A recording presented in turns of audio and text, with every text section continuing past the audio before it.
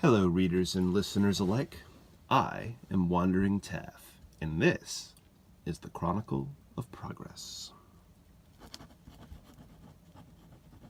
Entry 3. A historic glance at progress. While much of the city lies not in its description, but rather in its inhabitants, nevertheless, it remains essential for there to be a solid description of the city itself. A general overview, if you will. Progress is colossal.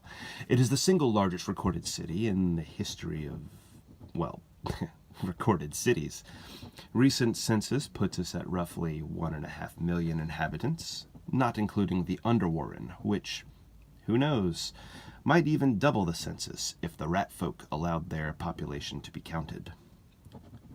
Progress stretches some 16 miles in diameter, roughly surrounding a small central hill. Many inhabitants, not used to suburban survival or living, even complain about the hill, saying the entirety of the city has a hard walk to get to the center. Many of the older civilians report, "If that's all you have to complain about, then shut your mouth," or something to that effect. From a distance, the city may look odd. A shimmer of metal glinting in the sunlight just below a tangle of what appears to be spiderwebs. Approaching closer, the webs are not spider silk, but rather thick metal cables suspended above the city by pylons.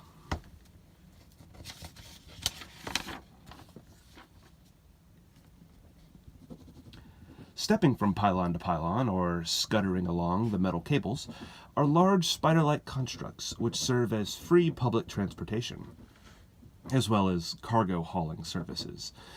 Since traversing the city could be an all-day affair on foot, the Duke employed Gruff Hewnhammer, one of the city's master smiths, to design, create, and fashion a series of clockwork and metal stylized constructs to ferry people and cargo around from one end of the city to another. The 16 miles from one edge of Progress to the other can be completed in 1 hour using these services. The spider constructs used for transporting people crawl along the cables, hanging like giant metal hammocks. The constructs used for transporting cargo actually move from pylon to pylon above the cables, much more quickly, but much more violently. A third spider-like construct created by Hewnhammer is perhaps one of the more interesting aspects of Progress. Scampering across rooftops and zipping down streets at breakneck speeds, but avoiding most collisions, are the messenger drones. These 6-legged constructs dash about carrying messages and mail in their hollow bodies. The entirety of these 3 different spider-like constructs are collectively known as the Spider Transport System. Spider, in this case, is spelled with a Y, because of course it is.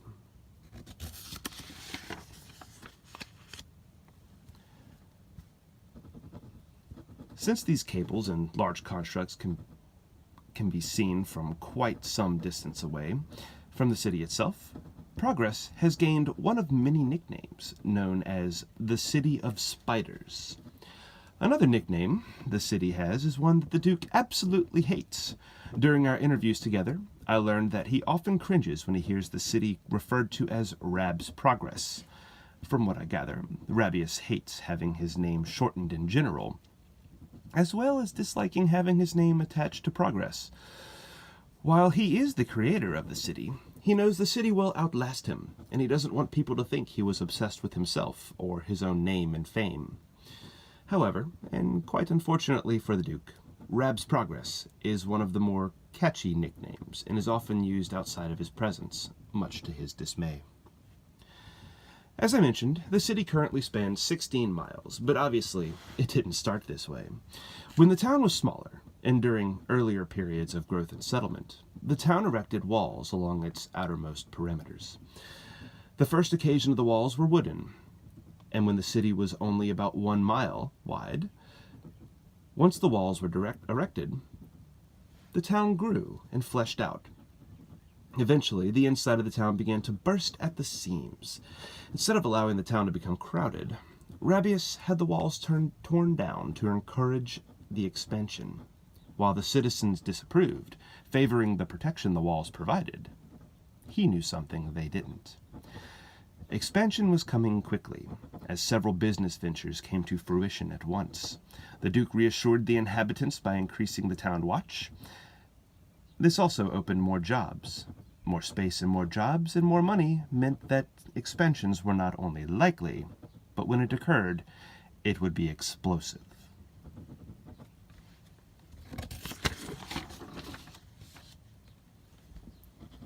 However, what we see at this point is that the original walls created something of a natural barrier. The new growth and expansion was happening on the outside of the original town.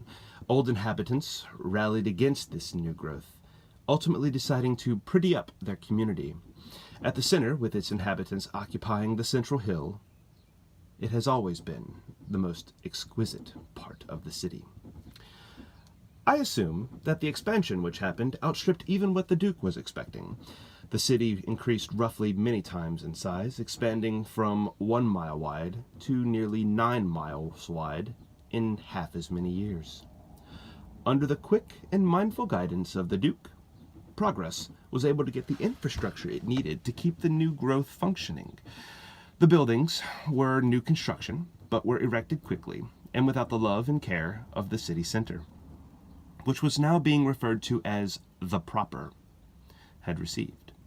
This bare-bones construction and functional public works were quickly utilized in many different ways. Everything from merchants to booksellers and independent communities of houses and to inns, taverns, and brothels appeared. This area was quickly titled the City Mains, almost in opposition to the city proper, which had begun to look down its long and perhaps bent nose at the new arrivals. The City Mains was a literal city surrounding a city at this point. The Duke almost had to put down an insurrection of sorts when he stopped the city proper from replacing the barrier surrounding the original town that he had previously torn down.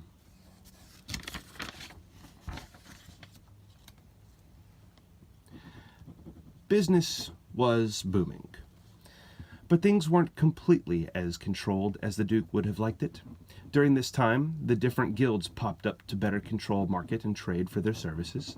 Crime and corruption was an ever-ending source of strife for the new community, and the Duke realized that he had to rethink the city watch and how to protect progress. Around this time is when the Duke was contracting Hewnhammer for the Spider transport system. He also called for essentially doubling the city guard by automated constructs. In short, golems.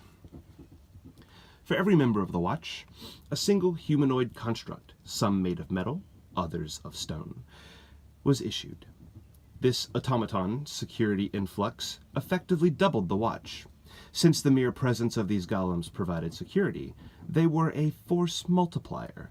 Citizens felt safer, and crime quickly, or perhaps unfortunately, went more underground than previously. However, for the time being, the city stabilized. Slowly but surely, this is where the last expansion began. The Duke used his security that his citizens felt to attract even more people and services to Progress.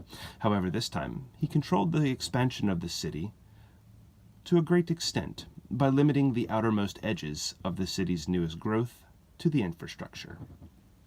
The reason, I understand, was twofold. One was for control purposes, of course. The second was monetary. With the outward expansion of the city increasing its diameter, the larger the city became, it became exponentially more of a financial burden. So the growth of the city slowed to a controlled crawl, as the Duke wasn't in the mood to have another, what he described as a wild time, managing the expenses and having to divert funds from various other projects to keep the city's budget balanced.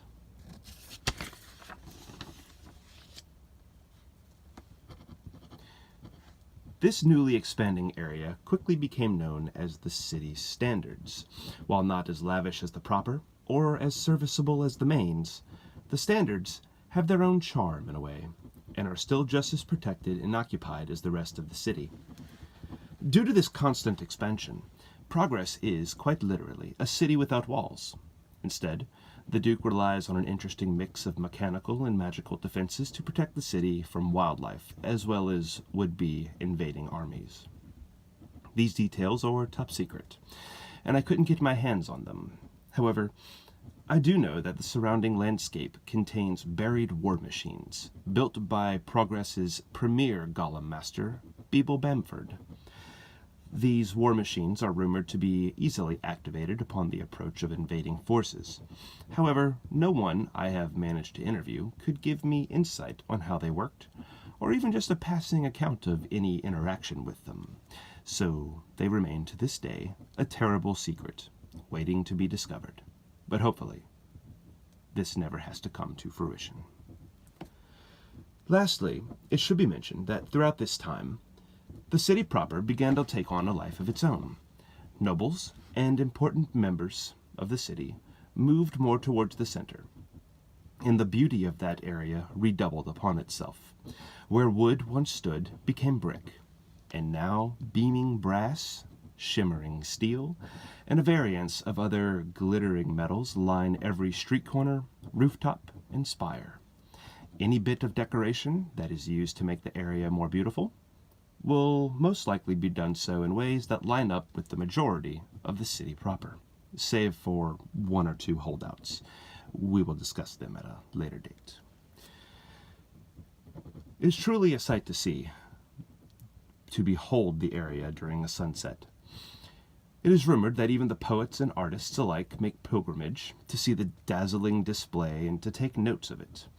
I wish that I could say that this rumor is hyperbole, as I doubt very few artists have the funds to deal with life in the city proper. But Progress's art college makes the trip just a few minutes away by spider.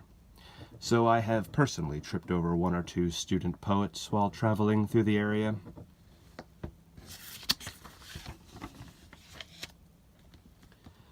So here is the end of this particular entry. I, for one, have always found discussing the districts of progress an odd chore. The poorest area is referred to as the standards, but even as this area is fully funded, paved, patrolled, and kept. In a sense, the phrase standard here is quite appropriate, because the infrastructure is just as intricate as the rest of the city, even if the buildings weren't much to look at. Standard indeed. I don't monetize for these entries, but if I did, I would tell you, before you cut a copper from me, send a silver to your favorite charity. If you're active in your church, tithe a little bit more. Or if you're active in your community, spend a little bit more time volunteering. And lastly, I challenge us all to look the homeless in the eye when we pass by and not just walk by with our eyes straight ahead. We all have hearts and souls and minds and should be loved. If you enjoy what you hear, feel free to drop me a like. If you want to know more about Progress and its inhabitants, subscribe and you'll get weekly updates. Or, if you have a question, drop a line in the comments below. Lastly, and most importantly, if you don't like what you hear, give me a dislike and tell me why. I'm always looking to hone my craft. And how else will I know what works and what doesn't? Be waiting, for my next entry will come soon. But until then, good evening.